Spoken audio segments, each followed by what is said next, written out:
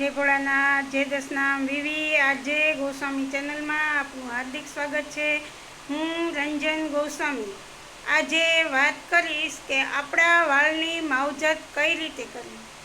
तो के वाळ खरता होय त्यारे दिवेलने गरम करी अने वारंवार वाळमां घसवामां आवे तो खरता वाळ बंध थाय छे।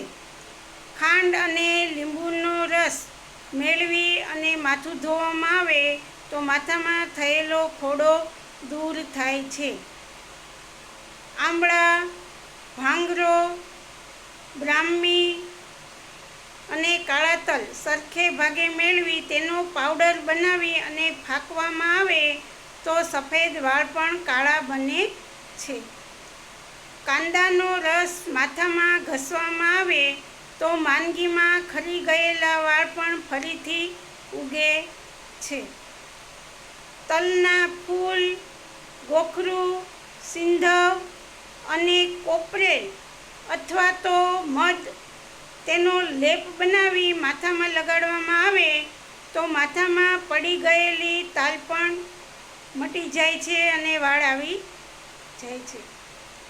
पासेल टोपराना तेलमां खोबो भरी अने मेंदी उकाળી रोजे ते चोળી अने माथामां लगाडवामां आवे तो माथाना वाळ खूब ज लांबा थाय छे अने काळा पण बने छे। कांदानो रस माथामां भरवामां आवे तो माथामां पड़ेली जू मटी जाय छे।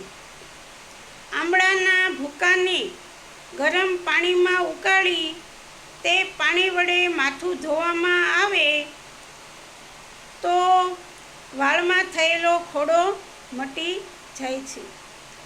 લીમડાના પાનને પાણીમાં વાટી અને તે પાણી વડે માથું ધોવામાં આવે તો પણ માથાનો ખોડો મટે છે।